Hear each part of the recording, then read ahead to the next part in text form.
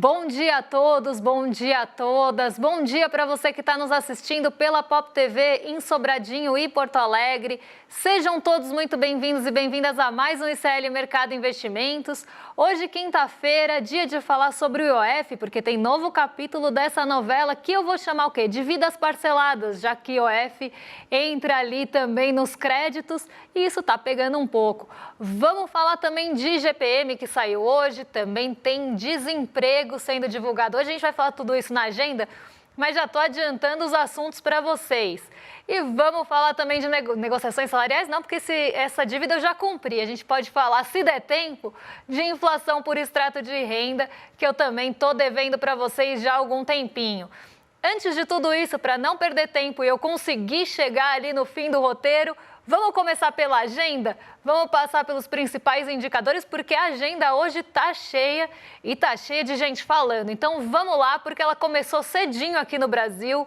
8 horas da manhã, saiu o IGPM de maio, esse dado a gente vai trazer para vocês, mas também saiu a sondagem dos serviços e do comércio, que depois que saírem todas as confianças, todas as sondagens, a gente faz um apanhadão e já traz todas de uma vez. Então hoje saiu comércio e serviços, mas já adianto para vocês que várias das confianças já tiveram mostrando aí sinais de vida, já mostraram sinais de vida e tiveram um pouquinho de melhora nesse mês de maio. Saiu nota de crédito do Banco Central, saiu um dado bem importante na nota de crédito, eu vou trazer para vocês amanhã, porque hoje não ia dar tempo. Olha como está extensa a nossa agenda, então amanhã eu vou trazer detalhes, porque parece que aquele crédito que estava sendo esperado mais barato ali com a garantia do FGTS não aconteceu bem assim. Então a gente vai trazer esses dados para vocês amanhã. 9 horas saiu a PNAD contínua com a taxa de desemprego de abril. E a gente teve o PIB dos Estados Unidos, 9h30 da manhã, primeiro trimestre, segunda leitura aqui. Então, já uma leitura não tão prévia assim dos Estados Unidos, do crescimento lá. Temos núcleo e índice de preços de gasto com consumo, o PCI. Esse dado o Banco Central dos Estados Unidos adora. Só que esse PCI, né, esse índice de gastos com consumo pessoal, é o trimestral. O que o Banco Central mais olha é aquele PCI, ou o índice de gastos com consumo mensal que sai amanhã.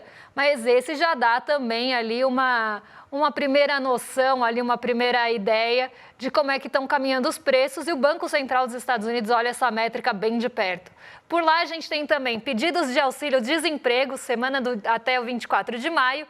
E aí a gente vai começar a ter vários dirigentes do Banco Central falando. Então, quem fala hoje, e vocês vão ver que a segunda parte da agenda, sobretudo à tarde, está recheada de presidentes e dirigentes do Banco Central dos Estados Unidos. Então, hoje fala o presidente do Fed de Richmond em um evento. No meio do caminho, aí, a África do Sul divulgou a decisão de política monetária. E aí a gente passa para a segunda parte da agenda, já mais próxima aí do horário do almoço. Agorinha saíram as vendas pendentes de imóveis, mas esse dado vai ficar aí em segundo plano hoje. Por quê? Fala o presidente do Fed de Chicago às 11h40, a diretora do Fed, Adriana Kugler, fala às 15 horas. A gente tem a presidente do Banco da Inglaterra, o presidente aqui no caso do Banco da Inglaterra, o Andrew Bailey, participando também de um jantar, de um evento. Então aqui uma agenda bem recheada de dirigentes de Banco Central. Presidente do Fed de São Francisco, a Mary Daly, fala hoje também. O presidente de Dallas, a presidente Lori Logan. E a gente ainda tem o resultado primário do governo central. Então, como vocês podem ver, aqui no Brasil, a gente tem uma série de indicadores muito importantes sendo divulgados, o IGPM, a taxa de desemprego, tem as sondagens. Nos Estados Unidos, tem, claro, a leitura do PIB, a atualização dessa leitura, mas depois disso, vários dirigentes do Banco Central vão falar. Isso deve ganhar um pouco mais de relevância, porque ontem saiu a ata da última decisão de política monetária dos Estados Unidos e ela mostrou bastante incerteza em relação ao mercado de trabalho e bastante certeza em relação à inflação. Então, o mercado deve ficar de olho no que esses presidentes e dirigentes do Banco Central dos Estados Unidos estão falando, justamente para buscar algum sinal em meio a toda essa incerteza colocada na ata. E já puxando isso, né, eu vi aqui, ó, que hoje não vou dar bom dia para o Diego, viu? Eu vou dar melhoras para o Diego, vou mandar boas energias, porque Diego está dodói em casa e por isso ele não está aqui com a gente. Mas eu vi aqui que a nossa audiência já comemorou 1 milhão com a gente, falou, somos milionários. Pois é, somos milionários, atingimos 1 milhão de inscritos no nosso canal do Instituto Conhecimento Liberta. E a gente só tem a agradecer a vocês por tudo isso, porque sem vocês nada disso seria possível, sem essa comunidade que está com a gente. Então, muito obrigada aí pela inscrição e por estarem com a gente nesse jornalismo independente dia após dia. E além de vocês ficarem aí por dentro de todo o nosso conteúdo, vocês apoiam aqui o nosso canal. Então, muito obrigada mesmo. Agora, vamos passar para o fechamento de mercado. Olha, hoje vai ser difícil, hoje eu vou ter que beber água, porque não tenho respiro, vocês vão ter que ter paciência comigo, que eu vou ter que respirar. Então, bora lá. Vamos passar para o fechamento de mercado, porque a gente teve um dia bem negativo ontem, e esse dia negativo, ele acabou batendo também aqui no Ibovespa. Então, vamos entender o que levou esse movimento, né? Qual foi essa cautela toda que acabou generalizada e o que levou a nossa bolsa a cair, né? Foi fator interno, foi fator externo, foram os dois juntos. Então já vamos entender isso de uma vez. Por que a nossa bolsa caiu 0,47% ontem em um movimento que já era esperado de realização de ganhos? Então aqui a gente já espera que depois de subir 3 dias seguidos, em algum momento vai bater em um dado patamar perto do topo, que os agentes, né, os investidores vão começar a vender os ativos para realizar lucro. Então parte dessa queda foi justamente motivada por isso. Mas teve outros fatores que também levaram o Ibovespa a cair 0,47. Um deles foi o mercado internacional, porque como vocês podem ver aí na tela, o S&P 500 e a Nasdaq caíram ontem e não caíram tão pouco assim, caíram ali na faixa do 0,5%. As bolsas caíram nos Estados Unidos em meio a preocupações em relação à ata do Fed que eu estava falando ontem, que é o Banco Central, falando agora há pouco, e que saiu ontem, né, que é o Banco Central dos Estados Unidos, e essa ata trouxe muita incerteza. Em cenários de incerteza, o mercado normalmente reage mal, mas tem outras coisas no radar, né? Será que Donald Trump vai continuar adiando tarifas? Será que ele não vai? Então, tudo isso que aconteceu ontem, até antes da gente ter um fechamento dessa história, mas essa incerteza que estava pairando desde manhã já começou a deteriorar o humor em Nova York. Então, não foi um dia positivo por lá, foi um dia de bastante incerteza e essa incerteza também chegou aqui.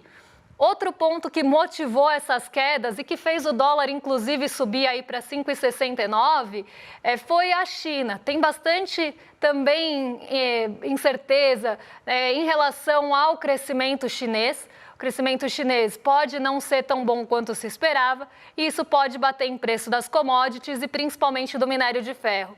O minério de ferro ele vem operando abaixo dos $100 por tonelada há algum tempo, tanto em Dalian quanto em Singapura. Então, esse movimento, né, de um minério de ferro mais barato acaba impactando as nossas empresas de mineração e siderurgia aqui no Brasil. E não à toa, elas ficaram no destaque negativo ontem. Tanto a CSN Mineração quanto a Vale, elas foram ali destaques negativos do dia. A Vale ela tem um peso individual muito grande no Ibovespa. Então, se ela cai, ela já tem grande chance de levar o Ibovespa junto com ela. Só que outras empresas mais pesadas do Ibovespa, tipo a Petrobras, também caíram. A CSN caiu, a gente não teve um dia tão positivo para os bancos, que também estão todos embrenhados nessa novela, briga, treta do IOF. Então, você tem todo esse sentimento também negativo vindo de algumas ações que têm peso. E aí, a nossa bolsa não conseguiu se desvencilhar do movimento de Nova York e acabou sendo levada junto, tanto por fatores internos quanto fatores externos. Não foi nenhum individualmente, mas a junção dos dois. E já falando aqui em IOF, temos novo capítulo da nossa novela. A gente tinha Tarifa Fatal, agora a gente tem uma nova novela na nossa grade aqui, que é Vidas Parceladas. Vidas parceladas porque IOF incide em crédito também, e é importante você saber disso, embora as mudanças não tenham pegado a pessoa física, na jurídica ela pegou e ela acaba até tendo um peso maior, né? Se a gente pensar no IOF mais alto, ele acaba já deixando o crédito mais restritivo e tendo um peso maior para empresas menores, de menor porte. Então isso também gera uma preocupação, né? E aí a gente tem o IOF sob ameaça. Haddad alertando, né, para impactos dessa revogação no fiscal do Brasil. E a gente sabe que se tem uma coisa que o mercado é fiscalista. Então, se tem qualquer incerteza em relação ao fiscal, à arrecadação que pode diminuir, possíveis contingenciamentos que podem aumentar por conta do IOF, obviamente o mercado não ia reagir bem. E isso também contribuiu para o movimento que a gente viu de ontem. Então, não ia entrar tanto nos detalhes, porque a gente já ia falar de IOF agora. Mas teve mais que isso, né? Parece que Hugo Motta se pronunciou em relação a isso, já teve um spoiler, não é nenhum, mas a gente trouxe aí o tweet de Hugo Motta de novo para eu poder falar um pouquinho sobre isso. Então, vamos lá.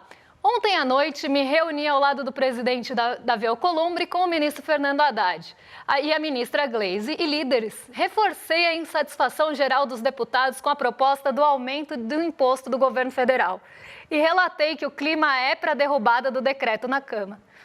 Combinamos que a equipe econômica tem 10 dias para apresentar um plano alternativo ao aumento do IOF, algo que seja duradouro, consistente, que evite gambiarras tributárias só para aumentar a arrecadação, prejudicando o país. Eu não sei quando o Hugo Motta começou a ter essas preocupações em relação à arrecadação e prejuízo ao país, mas aqui no seu tweet ele se mostra muito preocupado com isso. E aí eu vou entrar num ponto que eu acho que está muito ali no meio de toda essa novela do IOF. Por quê? O IOF, ele é um imposto tido, né, pelo mercado financeiro como regulatório. Então, se você queria regular remessas de câmbio, você aumentava o IOF. Se você queria segurar um pouco o crédito, você aumentava o IOF. Quando você quer estimular o crédito, você baixa o IOF. Se você não estiver tão preocupado com o câmbio, você pode mexer no IOF também. Então, para o mercado financeiro, o IOF ele é regulatório e não arrecadatório.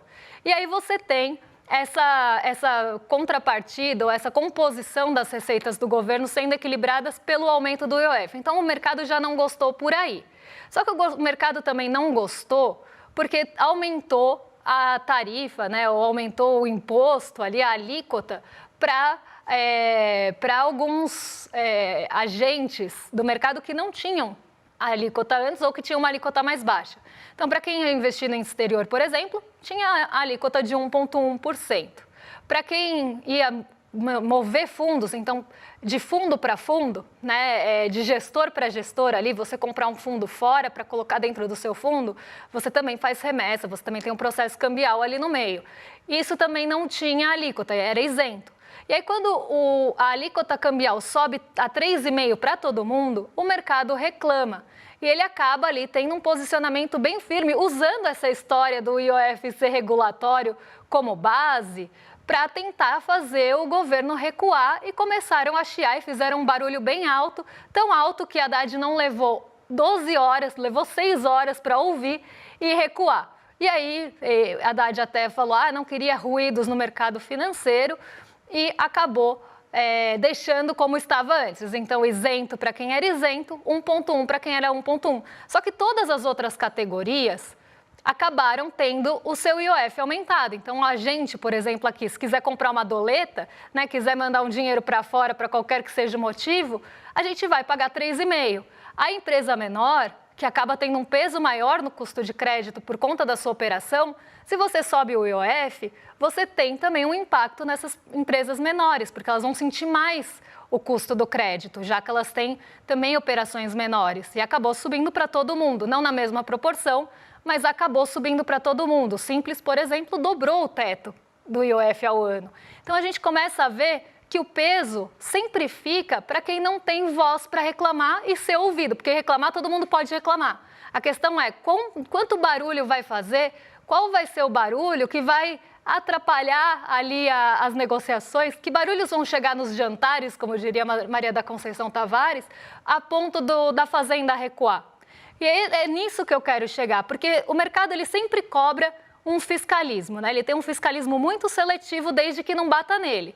Então, você tem ali toda uma cobrança por esse equilíbrio fiscal no Brasil, que pode ser muito discutido, inclusive, né? Se precisa de toda essa amarra que tem de arcabouço e tudo mais, mas hoje a gente está nessa situação. e isso está sendo cobrado. E o mercado é muito fiscalista. Se tem qualquer coisa que desanda no meio do caminho, já se começa a falar em risco fiscal. E essa questão do IOF foi colocada como um passo para começar a baixar a taxa de juros. Então, se a gente fizer esse ponto, vai diminuir o risco fiscal, vai diminuir o risco país, a gente vai ter uma maior arrecadação, vai equilibrar ali as contas e a gente vai conseguir baixar a taxa de juros. Só que a gente sabe que não é bem assim. Tem vários passos que vão surgindo, sempre tem uma coisa nova, um empecilho, um tropeço, uma pedra no meio do caminho, que acabam impedindo que isso seja feito lá no final. Então sempre aparece um porém.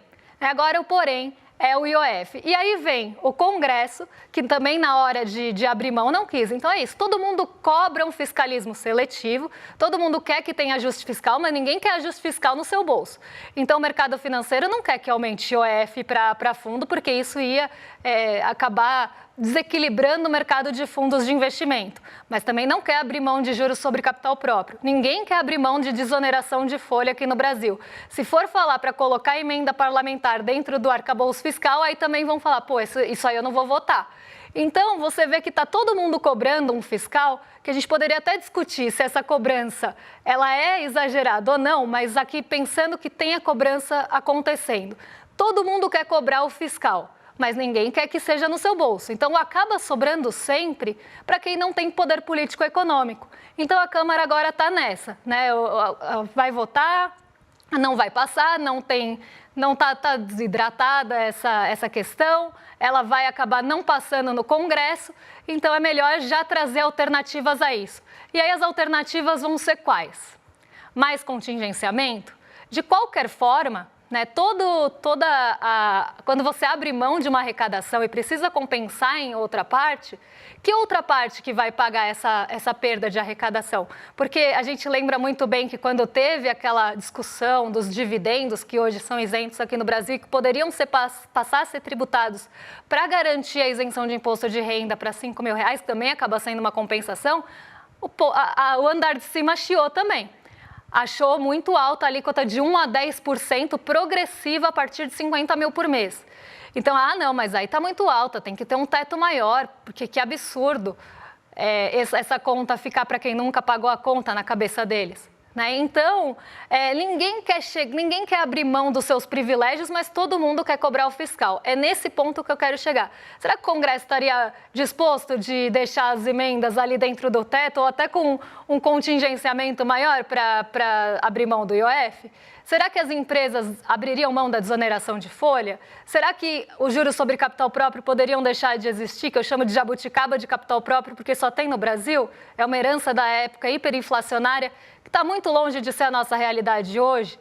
Deixou de ter sentido, mas virou uma forma ali tributária de você pagar menos imposto e usar isso como despesa? Será que alguém está disposto de abrir mão disso? Será que alguém está disposto de mexer em qualquer coisa que não seja no lombo do trabalhador? Porque é muito fácil você deixar o IOF depois para as pequenas empresas pagarem, para as pessoas físicas que fazem remessa de câmbio pagarem, né? Então é muito fácil, apesar do VGBL ter um limite ali 50 mil isento, e aí quem que vai colocar mais 50 mil na Previdência também é uma discussão, mas a grande parte da arrecadação, né, vai vir dessas pequenas remessas, vai vir das empresas que pegam crédito, e a gente já tem um crédito muito restritivo aqui no Brasil por conta dos juros. E aí ele vai ficar mais apertado ainda por conta do IOF. E aí as empresas vão ficar com projetos mais inviáveis, porque o custo de capital, se ela se financia, também sobe. Então você acaba, no curto prazo, desacelerando a economia, né, pelo lado do crédito das empresas, você faz essa desaceleração e aí você vai baixar juros num segundo momento porque cumpriu o dever de casa num primeiro momento. Mas será que esse dever de casa não vai surgir depois com várias liçõezinhas extras curriculares ali para se cumprir também? Porque sempre foi assim e é isso que a gente tem que pensar. E aí, agora está nessa nova novela, nesse novo capítulo, que é o Congresso tentando barrar o aumento do IOF, mas eu até tenho toda a discussão, eu fui muito crítica ao aumento de IOF justamente porque ele vai recair não em quem poderia começar a pagar alguma coisa que sempre foi isento ou que tinha uma alíquota menor, mas vai recair nas pequenas empresas e nas pessoas. Mas Né? Será que nesse impasse do Congresso alguém vai querer abrir mão de alguma coisa também? Né? Ou será que vai jogar de novo para o contingenciamento e que esse contingenciamento seja do lado mais fraco da corda? É isso que a gente tem que ficar muito atento, porque eu tenho certeza que de privilégio ninguém vai querer abrir mão. Agora a gente vai falar de um outro assunto de hoje, porque eu tenho 8 minutinhos aí, talvez um pouquinho mais, mas para falar aí do IGPM que saiu hoje, né? Dado fresquinho, dado que saiu agora de manhã e que fala do nosso bolso, né? Então a inflação, ela acabou tendo, né, uma desaceleração no mês de maio. O IGPM ele é conhecido até como uma certa prévia da inflação oficial.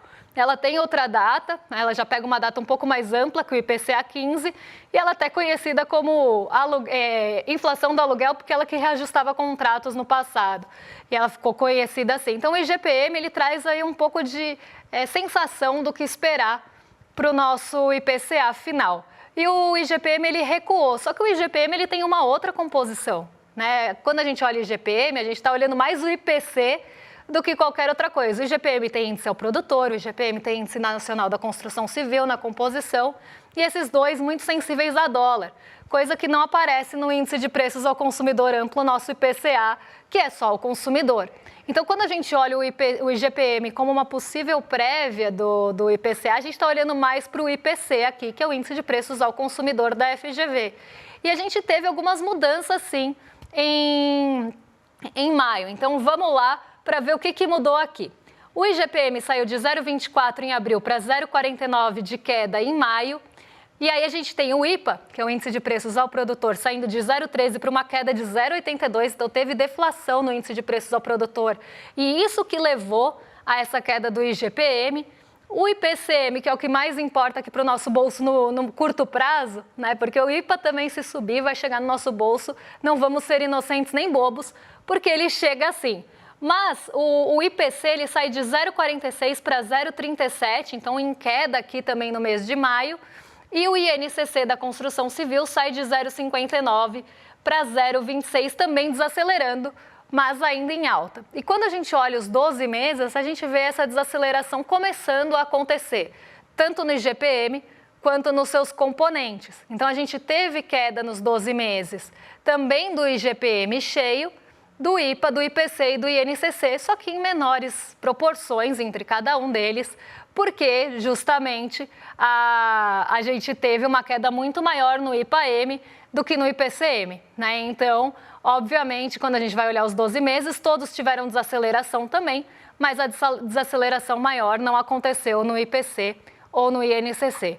Mas vamos ver o que importa, vamos ver que itens que puxaram ou não essa desaceleração, como é que foi a variação desses itens no mês agora de maio, porque a gente tem de novo aqui até alguns pontos que já tinham aparecido no IPCA 15 e que começam a acender alerta, porque muito provavelmente vão aparecer também no IPCA, tá? Então aqui o melhor direcionador que a gente tem, o melhor condutor do IPCA é o IPCM.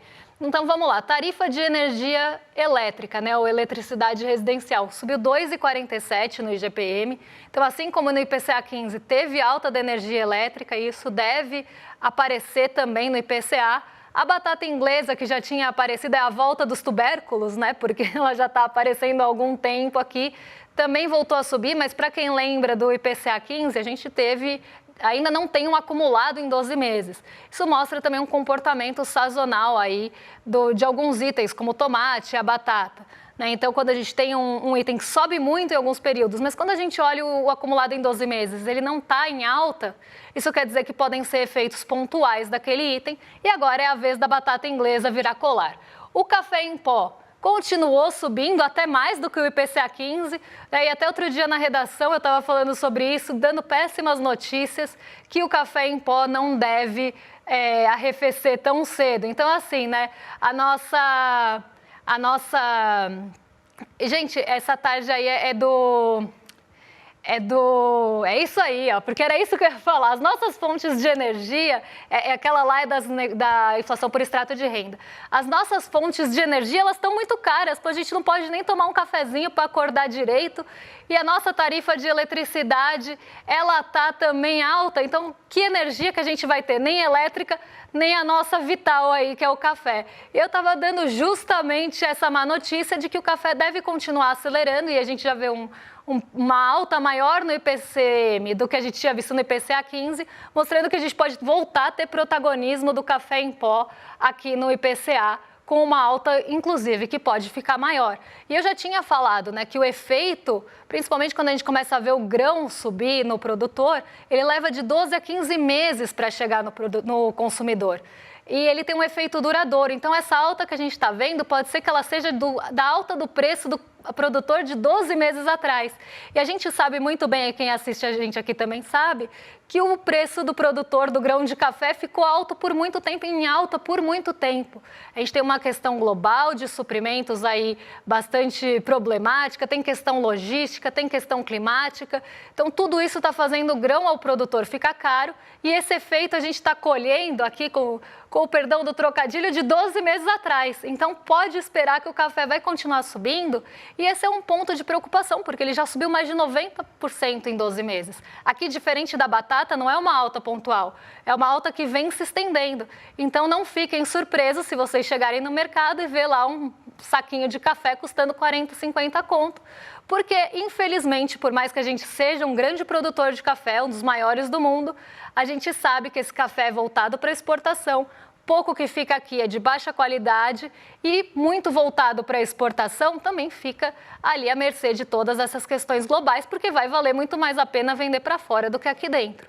Então, a gente está sofrendo com o café e eu acho um absurdo o brasileiro começar a tomar tipo café ou ter ali, né, alguma substituição do café, sendo que a gente produz café, a gente devia ter o consumo do café aqui dentro, mas a gente sabe que o mercado sempre vai se voltar, né, para o que é mais lucrativo. E a gente teve também algumas quedas de passagem aérea, tarifa de telefone, o tomate, né, que eu falei, tem esse efeito muito sazonal, o arroz e a gasolina, coisas que já tinham aparecido no IPCA 15, também repetindo aqui, sendo que passagem aérea tem mais peso nas medições da FGV, aqui uma curiosidade, do que do IBGE. Então, talvez também tenha esse efeito mais capturado no IPCM do que no IPCA. Mas, para a gente saber aí que caíram, então a gente já pode esperar que quando vier inflação por extrato de renda de maio, porque até agora só saiu de abril, a gente vai ter inflação menor para maiores rendas e maior para menores rendas. Agora, vamos dar recadinho aí, porque hoje tem o Império Malafaia às 8 horas da noite. Você não pode ficar de fora dessa. Então, para não ficar de fora dessa, você entra em iclmercado.com.br, já se inscreve, garante o seu ingresso, garante a sua vaga para às 8 horas da noite. Não só assistir o Império Malafaia com a Juliana Dalpiva, o Igor Melo e o Eduardo Moreira, mas também saber qual vai ser a novidade do 1 milhão de inscritos. Então, o que será que vem por aí, não só na denúncia mais explosiva do ano, nesse documentário bombástico, mas também nessa comemoração do 1 milhão de inscritos? Quer saber? iclmercado.com.br para garantir o seu ingresso. E agora vocês ficam com o rolê ICL, porque vamos dar rolê agora com também 1 milhão na conta aí, né, dos inscritos, claro, não na minha. Mas vamos lá agora com o rolê ICL, com o William De Luca e Guga Noblar. Amanhã eu volto para trazer o que ficou de hoje. Então a gente fala de desemprego, fala de inflação por extrato de renda e já traz um panorama das sondagens. Um beijão e até amanhã, pessoal. Chegou o dia. Depois de um ano de investigação e análise de mais de 30 mil páginas de documentos, a gente vai contar para você o que o Silas Malafaia tentou esconder durante vários anos sobre o patrimônio dele. Eu tô falando dos valores que ele recebeu da igreja, das viagens de jatinho e dos carros importados. O documentário Império Malafaia estreia hoje, às 8 horas da noite, aqui no canal do ICL. Don't waste my time. Na loja Sou ICL você encontra camisetas, canecas, mochilas e bonés que carregam ideias.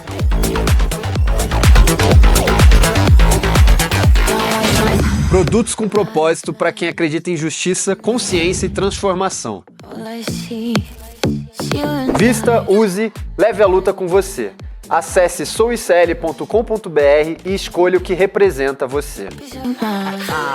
ICL, souicl.com.br, tá tudo lá.